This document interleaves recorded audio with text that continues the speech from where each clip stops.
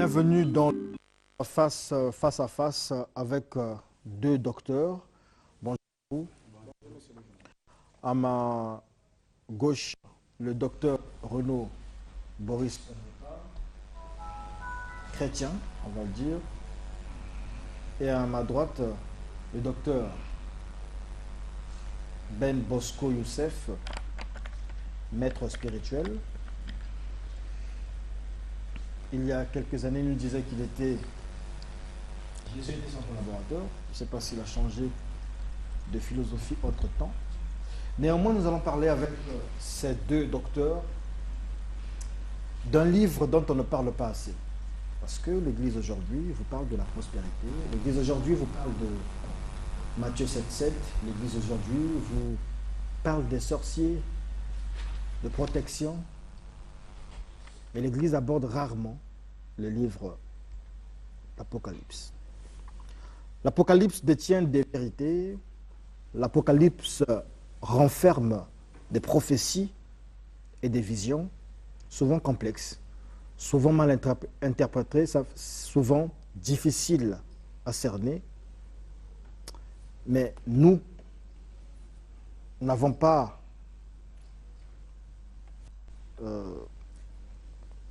cette autorisation-là de vous parler de ces choses, de vous expliquer ces choses. Nous n'en avons d'ailleurs pas le pouvoir. Ce qu'ils peuvent, ce sont les experts, les personnes ressources, ceux qui rencontrent Dieu tous les jours, ceux qui voyagent spirituellement tous les jours. C'est dans ce contexte que nous avons appelé les docteurs Renaud Boris Mbota et Bosco Ben Youssef. Et nous allons partir directement dans le chapitre 4 du livre d'Apocalypse. Ça sera la première partie de ce débat. Peut-être que les intervenants changeront. Peut-être que nous continuerons avec les mêmes. C'est un peu ce que nous avons fait avec Daniel. Nous avons initié, lorsque les musulmans se sont incrustés au débat, ça a fait ce que ça a fait. La démarche que nous avons lancée pour le livre de Daniel a été presque inachevée à cause de cela. Nous relançons donc une nouvelle thématique, comprendre le dernier livre de la Bible, Apocalypse, première partie, chapitre 4. Je peux lire. La première partie se focalise un peu sur les 7 sceaux. On y parle de la vision du trône de Dieu. On y parle des 24 veillards. Mais je vais lire ceci. Lorsque la porte s'ouvre dans le ciel. Après cela, je vis une porte ouverte dans le ciel, et la voix que j'avais entendue me parlait au début, et qui résonnait comme une trompette, me dit « Monte ici, et je te montrerai ce qui doit arriver après cela. » Je ne me mettrai pas à lire tout le reste des versets, je m'arrête donc au verset 1.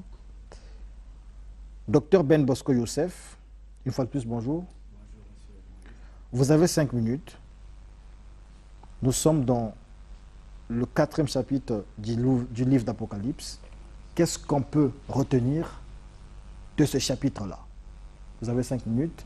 Ensuite, le docteur Mbota prendra pour 5 minutes. Les deux premiers temps, c'est 5 minutes. Le reste du temps, vous aurez 3 minutes chacun. Allez-y. Bon, en fait, qu'est-ce que nous devons comprendre sur le livre de l'Apocalypse? Nous savons une chose qui est si simple à dire ici, tel que je le suis. Je vais prendre 1 minute. Je suis toujours ce que j'ai été, le docteur Bosco Ben Youssef, mystique, spirituel et savant. Alors, pour revenir sur le vif de notre sujet de ce matin-ci, l'Apocalypse. Alors, qu'est-ce que nous devons comprendre de l'Apocalypse? Premièrement, on dit, après cela, je regardais et voici une porte était ouverte dans le ciel. Bon, nous devons d'abord comprendre qu'est-ce que le ciel. Je crois que le docteur Bosco Ben Youssef, en long et en large, a parlé du ciel ici. Le ciel, pour le docteur Bosco Ben Youssef, c'est une matière primordiale. prompteur à l'existence de l'homme. L'homme ne peut pas exister sans le ciel. Et le docteur Bosco Benoussef était la première personne ici à démontrer ceci. Il y a 360 cieux, plus les cieux des 24 vieillards, que nous allons encore une fois revenir ici ce matin, nous donne 384. Le docteur Bosco Benoussef a parlé en long et en large ici. Alors, je vais parler sur les 4 chemins. Alors, voici ce que le docteur Bosco Benoussef pense comme le ciel, le modèle qui est ici. Le modèle est ici. Parce que toutefois que nous n'allons pas comprendre d'abord qu'est-ce que c'est que le ciel, je crois que la vision sur l'Apocalypse sera un tout petit peu étriquée. Alors, écoutez encore une fois, dans un univers aussi infini comme les nôtres, les conditions d'existence de certains mondes tels que les cieux, les entités, les anges ne sont pas a priori exclus. Parce que l'homme a les difficultés énormes pour parler de ces choses. Si on nous a appelés ce matin ici, c'est réellement pour en parler. Alors je vais aller très rapidement dans le verset 1. Ici on dit ceci, après cela je regarde et voici une porte était ouverte dans le ciel. La première voix que j'avais entendue comme le son d'une trompette et qui me parlait dit: monte ici et je te ferai voir ce qui doit arriver dans la suite. Alors ici, nous devons comprendre qu'est-ce que la porte. La porte ici, pour le docteur Bosco Benoussef, qui s'appuie sur une interprétation paradèche, parce que je ne peux pas venir interpréter l'Apocalypse si je n'ai pas une méthodologie. Je dois vous l'avouer. Moi, je m'appuie sur la paradèche pour expliquer l'Apocalypse. Parce que c'est quoi chrétiens, la paradèche? Oui, le paradèche, c'est la méthode qui consiste à interpréter la Bible en conformité avec l'herméneutique philosophique, l'herméneutique historique et l'herméneutique rabbinique. Donc, si je n'ai pas une méthode, alors comment est-ce que je vais interpréter l'Apocalypse? À moins que je sois prophète de Dieu pour apporter la révélation et Dieu me l'a dit. Si Dieu ne me le dit pas, je ne viendrai pas dire ici. Alors, mais qu'est-ce que c'est que la porte? La porte est un portail tridimensionnel ou fissure spatio-temporelle ou une fenêtre séparant les deux mondes, c'est-à-dire le monde visible et le monde invisible. Mais qu'est-ce que Jean a vu? L'ange a amené Jean et a déchiré le voile spatio-temporel afin que Jean puisse voir et observer la modification du futur. Autrement dit, les événements du futur. Ici, il est question d'un voyage astral basé d'abord, premièrement, sur la modification de l'espace-temps. Parce que tant qu'on ne déchire pas l'espace-temps, tant qu'on ne ralentit pas le temps, on ne peut pas observer ce qui arrive de l'autre côté. C'est ainsi que vous entendrez ici, vous lirez ici, l'expression telle que « Et voici une porte était ouverte dans le ciel ». Mais qu'est-ce que la porte? Je répète ici, la porte est un portail tridimensionnel. Pourquoi tridimensionnel? Parce qu'elle est basée sur 1. La modification du temps, la modification de l'espace et la modification de la lumière qui contient tous les événements du passé et du futur. Les événements du passé et du futur. C'est ainsi que la porte en question n'est pas une porte ordinaire, avec une clé ordinaire.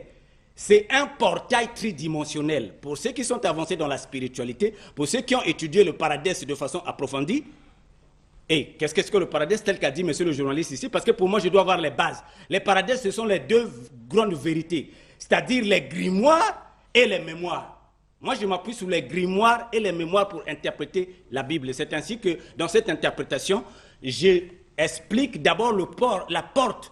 La porte ici, c'est un portail tridimensionnel. C'est-à-dire, elle donne l'accès à l'ange de permettre à Jean de modifier l'espace, le temps et la lumière. Merci beaucoup. Je salue premièrement tous les téléspectateurs dans le nom de Yeshua Mashiach.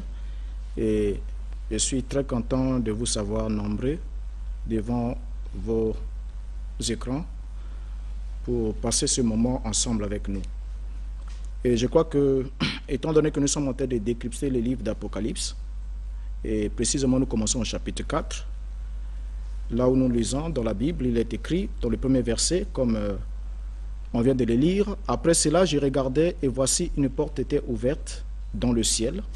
La première voix que j'avais entendue comme le son d'une trompette et qui me parlait dit, « Monte ici, je te ferai voir ce qui doit arriver dans la suite. » Alors, d'abord pour commencer, avant d'entrer dans les éléments qui constituent ces versets, nous devons d'abord comprendre que le chapitre 4 d'Apocalypse fait une brèche entre le chapitre 3 et le chapitre 5 de l'Apocalypse.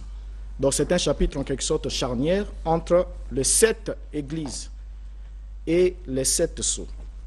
Alors le chapitre 4, qu'on doit retenir, se déroule au ciel au même moment que le chapitre 2 et 3 se déroulent sur la terre.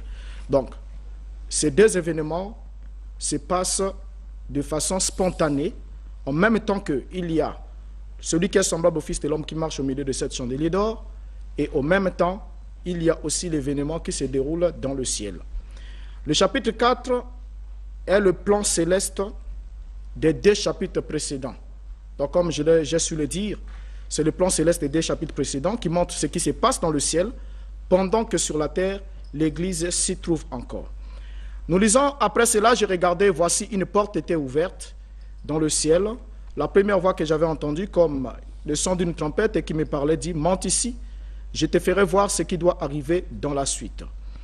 Alors ici, la porte, comme on a su le définir, vous savez que c'est un dispositif qui vous permet de passer, d'accéder, de passer d'une dimension à une autre dimension. Et ici, il n'est pas question d'un ciel littéral ou un ciel physique, parce que le ciel évoqué ici dans la Bible n'est pas un ciel scientifique, qui peut se démontrer scientifiquement, parce que pour que Jean puisse monter dans ces cieux-là, il fallait qu'il puisse aller en esprit. Et il fallait qu'il puisse être ravi en esprit. Le terme utilisé ici, c'est ravi, mais dans le texte grec original, il n'y a même pas le terme ravi. Il dit seulement, je fus en esprit. Et c'est là qu'il a accédé à cette dimension-là. Alors, pour parler de la porte ouverte au ciel, je crois qu'avant que Jean puisse en parler, il y a eu Étienne aussi qui en a parlé, si nous voulons comprendre qu'est-ce qui se passe, et réellement qu'est-ce que la porte qui s'ouvre.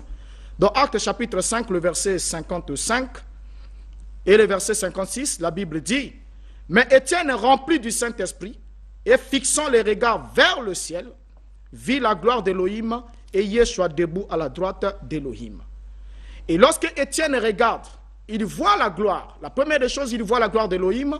Ensuite, Yeshua qui est debout à la droite d'Élohim, en d'autres termes, dans la position d'autorité et de puissance investie par Élohim. Il dit ensuite, au verset 56, lorsque Étienne interprète maintenant sa vision, il dit, voici je vois les cieux ouverts et le Fils de l'homme debout à la droite d'Élohim.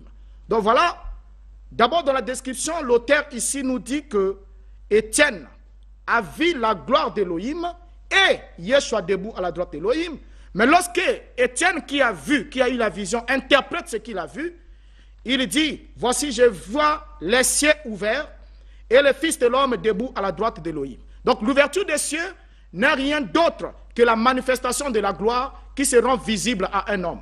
Donc monte ici, lorsqu'il entend l'appel, puisqu'il voit et il reçoit l'appel, monte ici, et monte ici, vous le savez, c'est l'inverse de la chute. C'est l'élévation du serviteur dans les parvis célestes.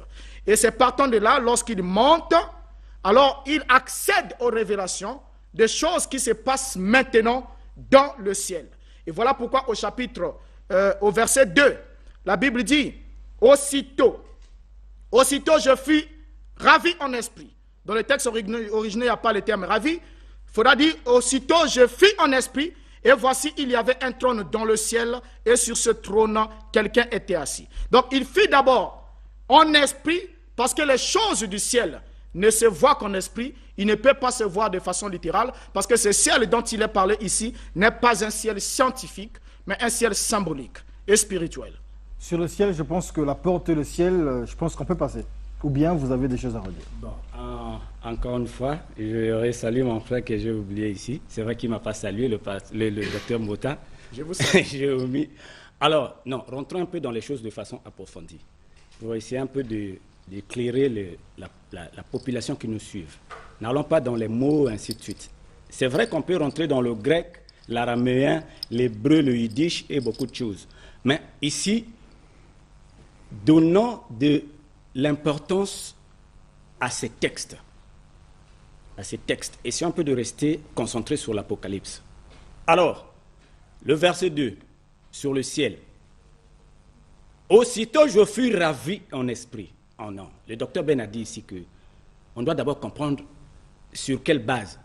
En principe, le docteur aussi devrait nous dire, il s'appuie sur quoi pour interpréter. Parce que c'est un livre ésotérique, un livre sacré. Il faut qu'il ait une méthode pour bien expliquer. Ceux qui sont à la maison doivent copier nos méthodes pour les expérimenter. Parce qu'ici, il n'est pas question d'une simple vision aléatoire qui montre les choses futuristes seulement. L'homme, toi qui es à la maison, comment est-ce que toi, tu peux exploiter ce verset d'Apocalypse chapitre 4, les 11 versets, et expérimenter ce que l'apôtre Jean a fait? La vision d'Étienne, la vision de Jean, la vision de l'apôtre Paul, dans 2 Corinthiens chapitre 12, versets 3 à 4, là où l'apôtre Paul fut ravi au ciel, mais l'apôtre Paul ne voit pas le trône. Alors, la vision d'Étienne, une vision qu'il voit le Christ et le Père et le Christ à la droite, où Yeshua, tel qu'il a dit, le docteur Mota. Mais cette vision n'est pas la vision d'Apocalypse chapitre 4, versets 1 à 11. Ce n'est pas trop ça. Pourquoi? Parce que la vision d'Apocalypse chapitre 4, versets 1 à 11, fait allusion à un événement catastrophique. Montre un événement catastrophique. J'anticipe pour dire ceci.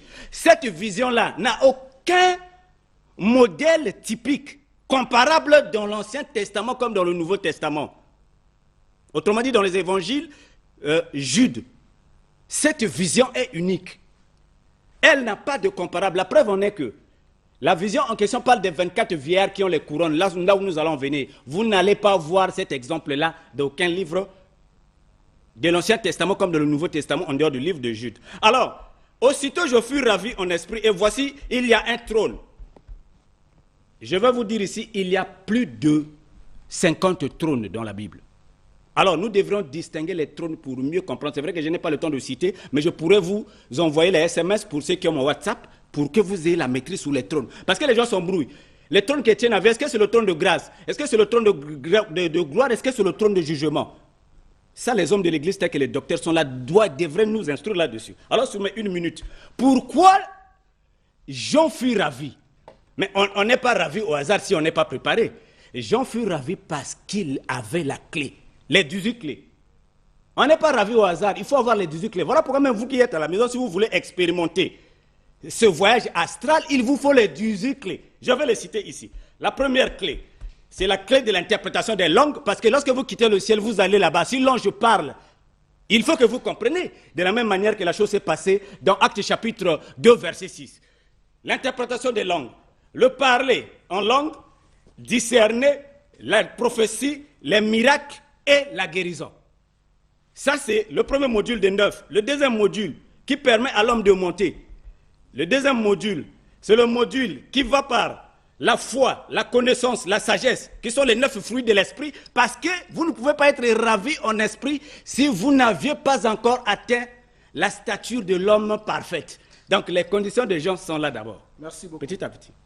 Et je crois que la question que vous me posez sur quoi je fonde, sur quoi est-ce que je me base pour apporter l'interprétation de ces textes, c'est pas ce que le public attend de nous. Et on ne pourra pas leur donner une méthode ici qui peut s'apprendre en 5 minutes pour pouvoir interpréter. Parce que les Écritures ont été inspirées prophétiquement et c'est lorsque l'esprit est ouvert par l'esprit que l'on saisit le sens. Et lorsqu'on est mandaté pour expliquer et donner le sens de ces Écritures, alors l'esprit qui les a inspirées vous vivifiera afin que vous puissiez en apporter le sens. Alors, on revient toujours ici sur le point. Je n'aimerais pas entrer avec vous sur le débat du ciel que vous avez déjà eu à débattre jusqu'à ce que vous avez pu avoir les 300, je ne sais pas combien vous avez dit déjà, 360 cieux, et l'autre frère en avait aussi son nombre. Mais vous avez sûrement des fondements sur lesquels vous vous basez. Mais parlons ici du livre de l'Apocalypse. Le livre de l'Apocalypse est écrit par Jean qui était un juif, donc qui était réellement un disciple du Mashiach. Et en tant que disciple du Mashiach, j'aimerais te rappeler et rappeler à tous les auditeurs que les Hébreux, comme les autres peuples de l'ancien temps, ou du temps les plus anciens, croyaient à une pluralité des cieux, ce qui est évident. Deutéronome 10, verset 14, le témoigne. La littérature judaïque en compte 7. Dans la littérature judaïque, il n'y a pas 300 et quelques cieux. Ils en comptent 7. Mais pourtant, ici, vous avez dit tout à l'heure que vous vous basez sur des documents que vous avez cités, même des documents de la littérature juive. Et le livre d'Apocalypse ici est écrit par un juif, qui a été enseigné par un juif, et qui connaissait les documents et les textes juifs. Donc il n'y a pas 300 et quelques cieux à ce niveau-là. Il y en a 7 tels qu'ils le disent, et puis le plus élevé chez les juifs, c'est le 7e ciel qu'on appelle Aravot. Alors c'est là que se trouvait le trône d'Élohim. Le trône d'Élohim se trouvait dans le 7e ciel, et non dans les 300 et quelques, ainsi de suite. Alors, ils ont une autre définition. Je crois que si nous voulons parler du ciel biblique, nous devons définir le ciel selon les textes bibliques et selon les écrits des auteurs qui ont écrit ces livres et qui en ont été inspirés pour beaucoup. Alors, l'apôtre Paul a été ravi. Vous avez dit qu'il a été ravi au ciel, mais il n'a pas vu de trône. Mais l'apôtre Paul, d'abord, cette écriture de 2 Corinthiens, Paul ne dit pas que c'est lui. Il dit, je connais un homme. Si c'était lui, il devait dire, je fus. Et je crois que je prendrai le temps pour vous montrer de quel homme il s'agissait. Celui dont Paul a parlé, ce n'est pas de lui-même qu'il a rendu témoignage. Mais il a parlé d'un homme qui était ravi jusqu'au 3e ciel. Il n'a pas dit qu'il était jusqu'au 7e ciel. Et le trône d'Élohim ne se trouve pas au 3e ciel, mais il se trouva au 7e ciel. Alors, sur cette dimension de fait, je l'ai dit ici que Jean, comme on le dit dans l'Apocalypse au verset 2, « Aussitôt je fus ravi en esprit ». Et je ne crois pas qu'il s'agit du ravissement, parce que dans les textes originaux, il n'y a pas de ravissement dans le 2e verset. Parce que Jean a déjà été ravi, on ne peut pas être ravi et ravi de nouveau. Il a été ravi dans Apocalypse 1, le verset 10. Et la vraie lecture serait « Aussitôt je fus en esprit ». Il est entré en esprit, il fut extasié. Et lorsqu'il est rentré dans cette extase, et voici, il y avait un trône dans le ciel, et sur ce trône, quelqu'un était assis. Et je crois qu'en ayant déjà compris par là que lorsqu'il fut ravi en esprit, il est entré dans la vision pour voir le trône et voir le souverain qui était assis sur le trône. Le chapitre 2 nous le dit, et c'est par là que nous devons comprendre qui est celui qui est assis sur le trône. Ok. J'aimerais dire ceci. Je me sens tellement à l'aise dans ce partage. Alors, le docteur Mota, vous êtes un prédicateur. Cela suppose que les éléments tels que les cieux, vous n'allez pas déclarer ici si simplement qu'il existe 7 cieux et l'apôtre Jean fut ravi au 7e ciel sans la preuve. Nous sommes dans un livre, mais quel est notre travail ce matin? Mais nous sommes venus ici pour dévoiler ces choses. Dévoile-nous ça, donne-nous ici un élément qui te permet d'affirmer qu'il était au 7e ciel. Est-ce que c'est le chapitre, le verset 1, 2, 3, 4, 5? Quelle est l'énigme ici qui te permet d'affirmer que l'apôtre Jean est au 7e ciel? Parce que c'est notre travail ici. Nous sommes ici pour ça. On est ici pour décortiquer les énigmes, je voulais dire, et non de les reproduire encore. On ne va plus encore produire les énigmes. L'Apocalypse est voilé et énigmatique. Mais si nous cultivons les énigmes encore, est-ce que nous allons nous en sortir? Alors, j'ai dit ici qu'il existe 360 cieux. Ce n'est pas pour rien qu'il y ait 365 jours. Les anciens décortiquaient les jours en fonction du cycle de la Terre ou du cycle de la Terre tout autour du Soleil. J'ai le document ici avec moi. Le document est ici, je le montre. Je ne dis pas les choses pour dire, et j'aimerais que vous me dites qui a été ravi au 3e ciel, dit l'apôtre Paul. Alors, je pourrais faire la différence ici. À quel moment l'homme est ravi jusqu'au 3e ciel et à quel moment il va au-delà? Voici mon document qui se trouve ici.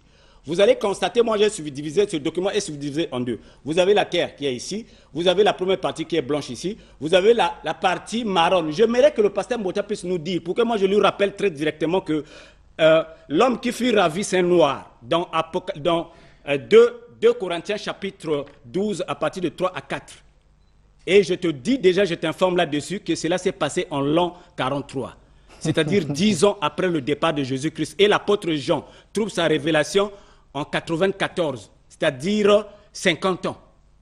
Autrement dit, le deuxième jubilé, le même esprit qui a agi dans Actes chapitre 2, verset 6, où les apôtres ont vu le ciel ouvrir et l'esprit descendre sur eux, c'est le même esprit qui ravit l'apôtre Jean. Alors, j'aimerais revenir sur un truc que vous avez fait passer silencieusement. Non, le pasteur Mbota.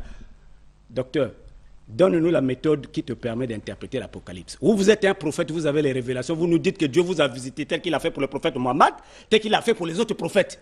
On ne vient pas interpréter un livre sacré seulement par la base des recherches. L'apôtre Jean fut ravi en esprit. Vous aussi montez en esprit. Dites-nous si Dieu vous a enlevé en esprit pour interpréter l'Apocalypse. C'est plus mieux.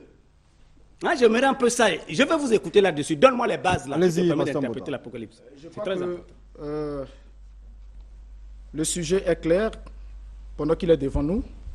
Et comme je l'ai toujours dit, lorsque vous voulez vous intéresser sur ma personne, c'est à ce moment-là que il faudra qu'il y ait au moins une émission spéciale pour que je réponde et que je vous dévoile réellement ce que vous voulez connaître sur moi. Nous avons ici un thème bien précis et on ne doit pas dévier sur ce thème. Nous sommes en train de parler, de décusser le livre d'Apocalypse. Et les auditeurs ou encore ceux qui nous suivent, les téléspectateurs, attendent de recevoir quelque chose.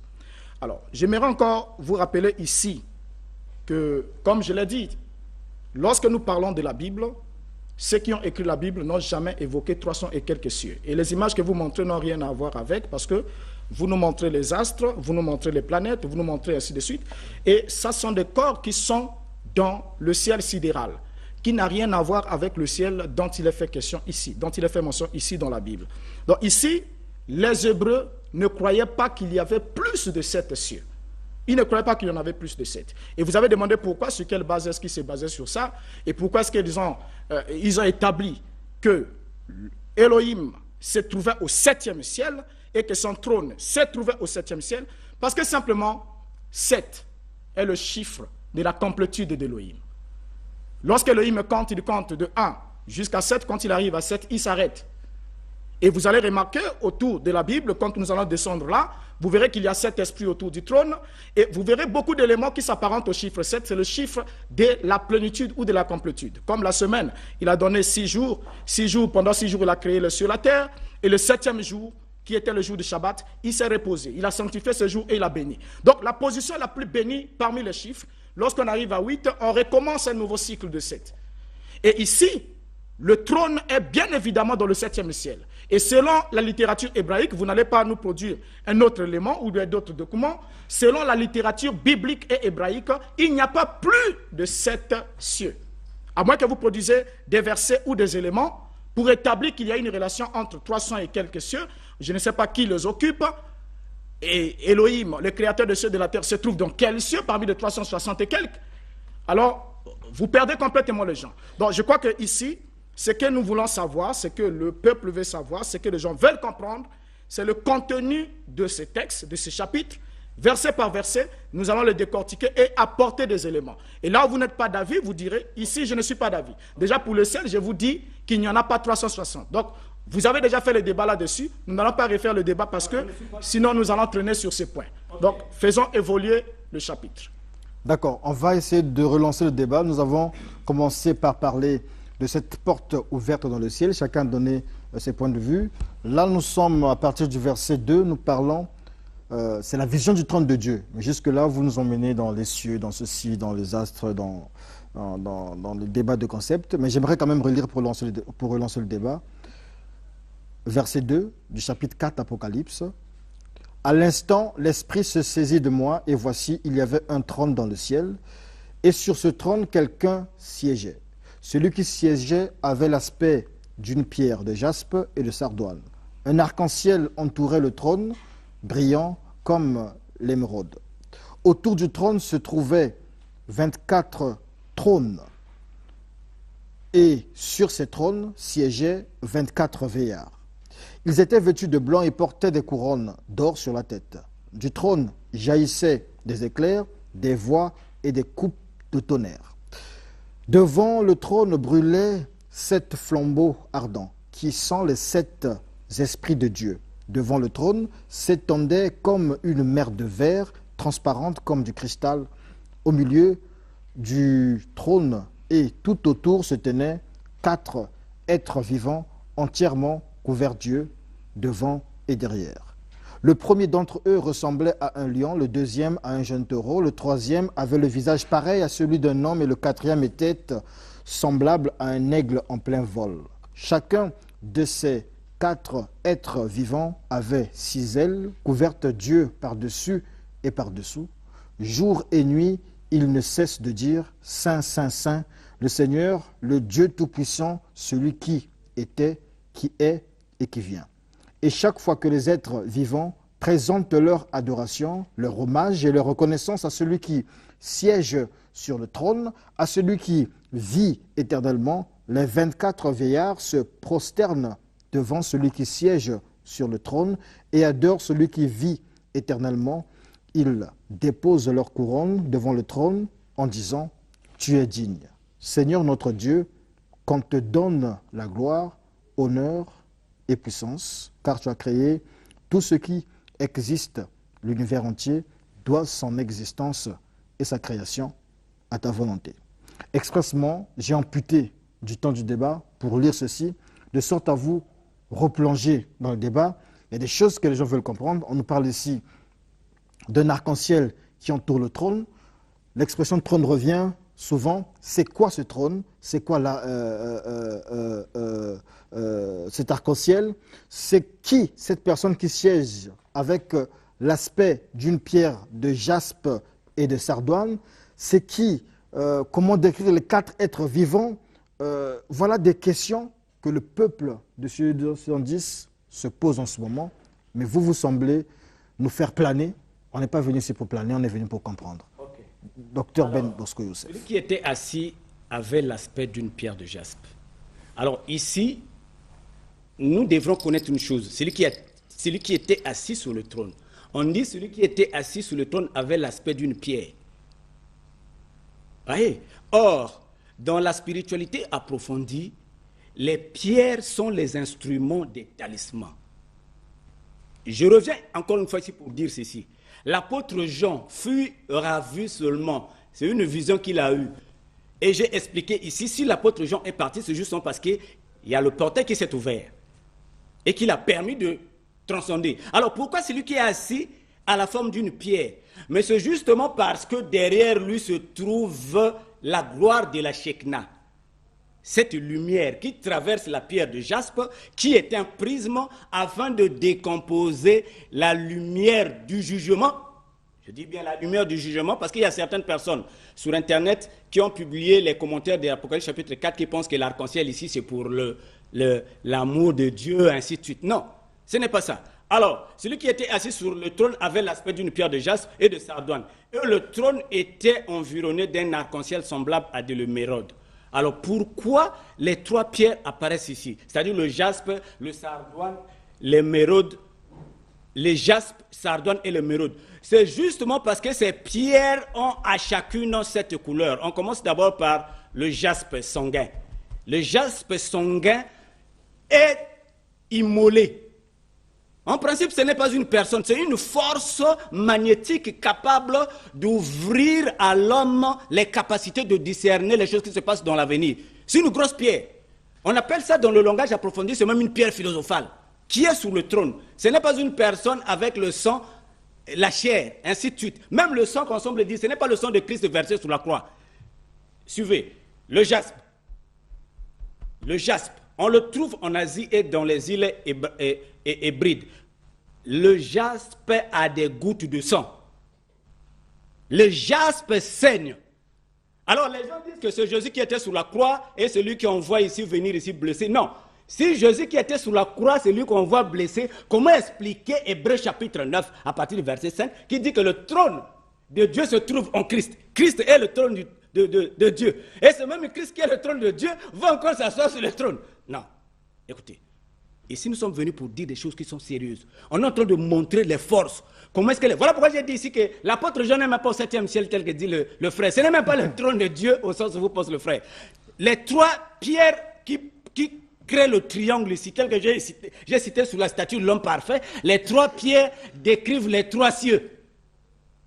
Et la différence entre l'apôtre Paul et la vision, là, c'est que l'apôtre Jean fut ravi en esprit, mais cet homme de l'apôtre Paul, lui, il dit, il ne sait pas si cet homme était ravi en esprit, ou cet homme était dans son corps ou pas. Il n'y a pas la distinction. Or, ce Jean, c'est bel et bien en esprit.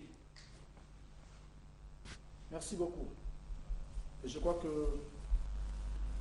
les questions des téléspectateurs doivent recevoir des réponses.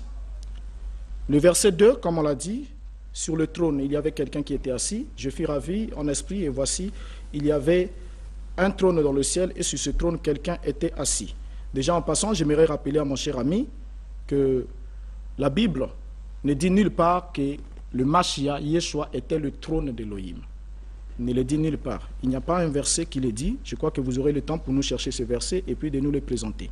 Donc ne faites pas dire à la Bible ce qu'elle ne dit pas, parce que je suis là pour la défendre. Lorsque vous voulez la tordre, je dois vous ramener sur les bases. Le verset 3 dit « Celui qui était assis avait l'aspect d'une pierre de japs et de sardoine, et le trône était environné d'un arc-en-ciel semblable à de l'émeraude. » Et lorsque nous voyons ici, nous constatons que le verset 3 nous fait allusion à l'apparence, à l'aspect qu'avait le personnage qui était assis sur le trône. Et l'aspect qu'il avait, c'était l'aspect d'une pierre de japs et l'aspect d'une pierre de sardoine, et le trône était environné d'un arc-en-ciel semblable à de l'émeraude. Mais quand nous lisons dans le livre d'Exode, le chapitre 28, la pierre de sardoine était la première pierre de la première rangée des 4 pierres qui composaient le pectoral d'Aaron. Maintenant, ici, nous trouvons que c'est l'inverse qui est fait. Et la pierre de japs, quant à elle plutôt, était la dernière pierre de la dernière rangée des 4 rangées qui constituaient le pectoral d'Aaron. Parce que sur le pectoral d'Aaron, il y avait 12 pierres qui étaient réparties en 4 rangées et 4 groupes de 4 pierres qui faisaient 3 rangées. Et la toute première pierre, c'était la pierre de sardoine qui occupait la tête de la première rangée, et la pierre de japs occupait la dernière place de la dernière rangée de pierres. Et les 12 pierres que portait Aaron étaient les pierres de naissance des 12 fils d'Israël. Mais ici, dans le sens où nous nous retrouvons dans l'Apocalypse, Jean voit ces pierres dans un ordre inversé. Et pourquoi Jean voit ces pierres dans un ordre inversé? C'est simplement parce que dans le premier ordre, l'alliance était celle de la loi, et la loi consistait à emmener l'homme vers Elohim. Mais lorsque l'homme a échoué complètement, il fallait que la grâce soit pourvue. Et quand la grâce a été pourvue, ce n'est plus l'homme qui va vers Elohim, il y a l'inversion des rôles de Pierre, et voilà que c'est le Créateur qui vient vers les hommes au travers du Mashiach, accomplissant ainsi la loi divine en nous. Alors, en regardant un peu plus loin, lorsqu'on avance dans l'Apocalypse chapitre 21, le verset 19, il nous a dit que la pierre de japs constituait le premier fondement même de la nouvelle Jérusalem. Et l'arc-en-ciel, comme vous le savez, c'était le signe de l'alliance que le jugement était passé. Celui qui était sous l'alliance de l'arc-en-ciel ne pouvait plus passer en jugement. D'accord. Avant le chrono, excusez-moi, docteur Renaud Boris Mbota, celui qui siège sur le trône, qui est-ce? Celui qui siège sur le trône, c'est El Elyon. El Elyon, c'est qui? Moi, je ne connais pas El Elyon. El Elyon, c'est un terme hébreu qui signifie l'Élohim suprême. L'Élohim suprême, c'est qui? Le maître du ciel et de la terre, Yahweh. Ah, d'accord. Donc Dieu. Le terme simple. Le terme simple. Le terme simple, voilà. Pour ceux qui peuvent le comprendre comme ça. Dans le terme simple. Oui. Et l'arc-en-ciel, vous dites que c'est l'alliance. L'arc-en-ciel, c'est le signe de l'alliance, parce que l'arc-en-ciel apparaît la première fois dans la Bible. Lorsque le déluge est passé, le jugement est passé, Elohim place l'arc-en-ciel pour montrer que par là, je ne pourrai plus détruire le monde par les eaux. C'est-à-dire ceux qui sont sous le signe, ceux qui voient le signe, témoignent par là qu'ils sont passés au travers du jugement. Toujours hors chrono, même question au docteur Ben Bosco Youssef. Celui qui siège sur le trône, qui est-ce? Celui qui siégeait. Non, c'est la pierre christique. C'est la pierre christique. Lui dit que c'est Dieu. Lui dit que c'est Dieu. Non, c'est pas Dieu. C'est pas Dieu. Non, écoutez, le docteur Mota, c'est un prédicateur. faut pas qu'il invente les choses, il va dans le rhume tumum avec les... Non, moi je pensais qu'Mbota avait la maîtrise de l'Apocalypse. Et vous vous rendez compte qu'il n'a pas la maîtrise. Tu vois, il dit flotte. même que les pierres, l'ordre est renversé, et ainsi de suite. Non, les gens ne sont pas venus ici pour l'ordre qui est renversé. Donc Chacune donc de ces celui qui pierres a siège- cette couleur. Donc celui qui siège, C'est le Christ. le Christ. Oui. Donc Jésus. Oui. D'accord. C'est le Christ, mais pas Jésus dans le sens de celui qui a promené en Galilée, qui s'est fait sacrifier, et ainsi de suite. Non. Ici, on prend une image comparative pour montrer qu'il a la capacité de révéler les choses futures. Christ comme dimension christique. Oui, comme une dimension christique. Ce n'est pas lui, parce que les gens disent que c'est Jésus du fait qu'il a été blessé sous la croix, c'est lui qui... Non, ce n'est pas ce corps-là. C'est le corps mystique D'accord. de Jésus. Si vous considérez que c'est le Christ, oui, on vous le concède. Hein, parce C'est le que Christ. Ça Ça n'a rien à voir entre avec vous deux. Dieu. Maintenant, l'arc-en-ciel dont on parle, le docteur Renaud Bouddha dit que c'est le symbole d'alliance. Quelle alliance? Quelle alliance ici? Ici... Répondez, vous pouvez répondre. Hein, Non, vous pouvez répondre. non. Il- Suivez. Vous n'êtes pas encore dans le chrono, Il a, vous pouvez dit, répondre. oui. il a dit ici que vous l'avez suivi. Il a dit que le verset 4 montrait le rapport qui existe entre ce que l'Église a fait. Il a dit un truc comme ça là, ici au début. Il a commencé par une pirouette pour essayer un peu de lui donner la facilité de venir ici expliquer certaines choses. Il a semblé que l'Église était sur la terre. Alors que, Vous pouvez est-ce qu'il y a réagir, l'enlèvement? Tu vois, bon, il parle encore de l'alliance. L'alliance viendra faire quoi ici? Alors qu'il est en train de dire que la mission de l'Église. Déjà- J'arrive, déjà- s'il vous plaît. S'il vous Non, plaît. vous n'êtes pas dans le temps des paroles. S'il vous Vous plaît. avez déjà S'il dépassé. vous plaît. Attends, Je sais excusez-moi. je sais que la partie là, ça vous prend C'est un la tout petit livre. peu. Attends, excusez-moi. S'il s'il vous vous plaît, plaît. une minute. Déjà, quand vous Oh là parlez là. de la pierre christique, vous dites que pour vouloir dire que celui qui est assis sur le trône, c'est une pierre, la pierre christique, ou encore c'est Christ, et vous Oui. démontez que ce n'est pas Oui. Yeshua Mashiach qui a marché sur la Je vous terre. donne le verset que vous Vous êtes m'avez en faux. dit. Attendez un instant. Ok, vas-y. La voix qui appelle Jean à monter ne venait pas du trône.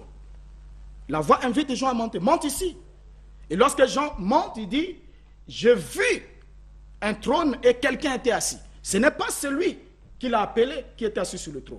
Et là, lorsque vous voulez parler de la Bible, mon cher ami, le conseil que je peux vous donner, c'est lequel? Quand vous voulez parler de la Bible s'interprète elle-même. Non. Elle n'a pas besoin, attendez, Est-ce que elle n'a vous me pas donnez le temps de besoin, parole? C'est mon elle temps. n'a pas besoin que Je vous ai puissiez posé une dire- question, vous allez Non, me là, répondre. là, c'est une discussion, vous pouvez discuter. Non, On s'il va vous plaît. ouvrir le s'il vous chrono plaît. après. Non, ne Voyez. faites pas du coq à l'âne Alors, comme l'a fait donc, Denon a fait avec Nganga, s'il vous plaît. En parlant S'il vous plaît, aussi le pasteur Mota, s'il que vous plaît. chacune des Oh là pierres là. avait cette couleur, c'est une S'il erreur vous grave. plaît. S'il Parce vous que plaît. chaque pierre précieuse avait sa couleur. S'il vous plaît, vous Et avez je dit peux vous ceci. démontrer les couleurs de chaque pierre. S'il vous plaît. Et c'est les 7 pierres mises ensemble qui constituaient, qui dégageaient la lumière de Non, l'arc-en-ciel. j'arrive. Suivez. Voilà. Suivez.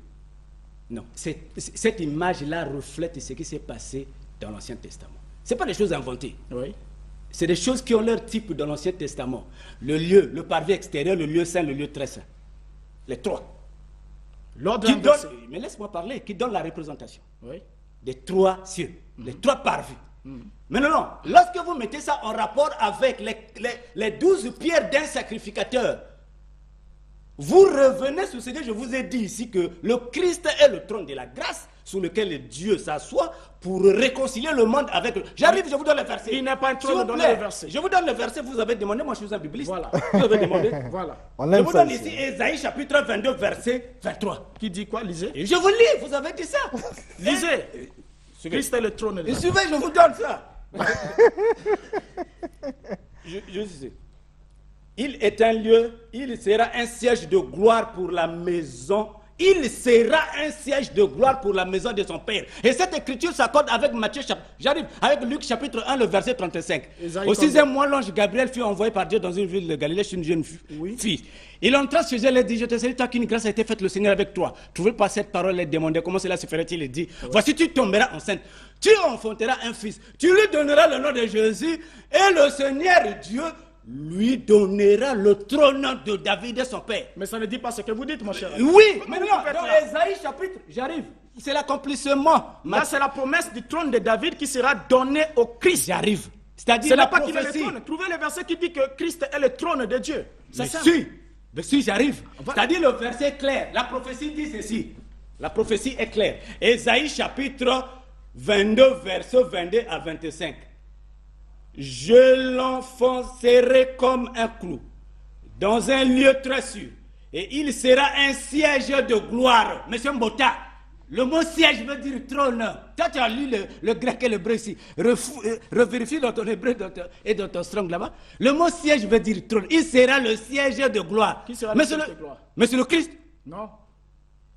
Je lisais bien ce verset. Voilà pourquoi je vous ai dit. Je vous ai dit. Ne pensez pas que lorsque Jésus se promenait, que son corps devait s'ouvrir et les gens rentraient au lit s'asseoir. Non. Christ est le trône de Dieu et le trône de gloire parce que c'est lui. J'ai dit, Il n'y a pas de verset biblique qui disent que Christ je vous ai donné la prophétie, elle doit s'accomplir. Voilà. Il n'y a pas un verset qui dit que Christ Non, est le verset Docteur clair. Mbota, La venez. Bible dit Il qu'il sera le s'assoit siège à la de droite gloire du trône du Père. Il recevra le trône de David. Non, il sera le siège de gloire de Dieu sur l'interprète. On se salue. Voilà, mais donc, nous sommes arrêtés simplement au verset 3. Sur le trône. Voilà, sur le trône. Ça nous permettra d'évoluer dimanche prochain. Si vous n'allez pas au Brésil. Non, mais pourquoi pas? Vous n'irez pas au Brésil? Non, je n'irai pas, je suis encore ici. Sinon, j'irai au Guinée-Conakry, juste pour 3 jours. D'accord. Donc, Donc, malheureusement, je n'ai pas mon numéro toujours donné ici. Est-ce qu'il y a les gens qui veulent me contacter? donnez votre numéro. C'est le 06. Non, ça peut aller, ça peut aller. Ça peut aller. 06 603 90 09. 06 603 90 09. 06 603 90 09. Le numéro le plus facile. D'accord. Et le mien, c'est le 06 522 46 66. 06 522 46 66. Oh, il y a 3 6 là. Il m'avait dit que c'est la marque de la bête. Oh, ben, les gens sont trop charnels.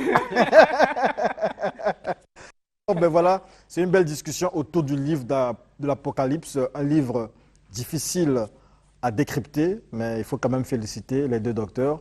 On aura l'occasion de les suivre dimanche prochain. Alors nous avons un format réduit ce dimanche. Peut-être que nous serons interrompus autour de 10h30, mais ça nous arrangera.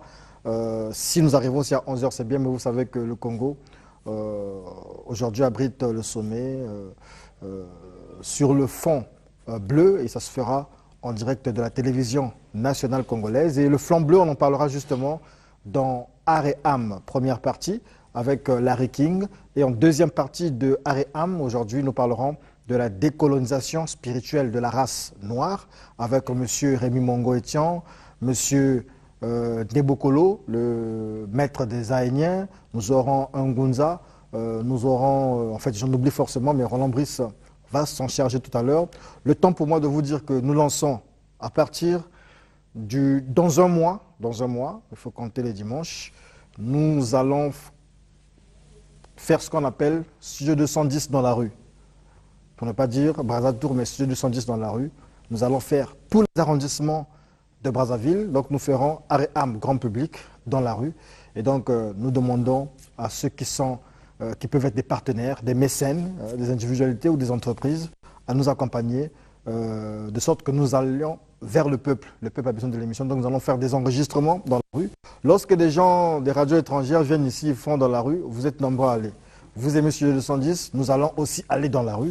Nous allons faire arrondissement par arrondissement, montrer ce qu'on fait dans ces arrondissements et sortir aussi ce qu'il y a de spirituel, ce qu'il y a de culturel, ce qu'il y a de, voilà, tout ce, la sociologie de ces quartiers, les faire. Donc nous aurons à faire des face-à-face. Donc nous optons pour 2 face-à-face, un face-à-face dans la rue et un face-à-face en direct, en plus de Art et âme. Nous allons aussi faire la promotion des artistes musiciens. Donc dans chaque arrondissement, nous prendrons les artistes, nous sélectionnerons les artistes de ces arrondissements-là pour faire leur promotion. Et donc nous avons besoin de soutien, nous avons besoin du matériel, nous avons besoin des lieux pour enregistrer. Et donc vous verrez le spot ou la bande-annonce passer d'ici 3 ou 4 jours, mais ça se fera dans un mois. Et donc vous saurez comment nous joindre, comment nous contacter, de sorte que nous travaillons ensemble. C'était le face-à-face. La suite du face-à-face, c'est dimanche prochain. On aura aussi 2 face-à-face dimanche prochain, certainement autour de la Vierge Marie, la sœur Tilundembo et l'abbé Bassimas. Jusque-là, on n'arrive pas à les mettre ensemble, mais j'espère que dimanche, les 2 seront disponibles. Merci beaucoup à vous. Merci, c'est merci.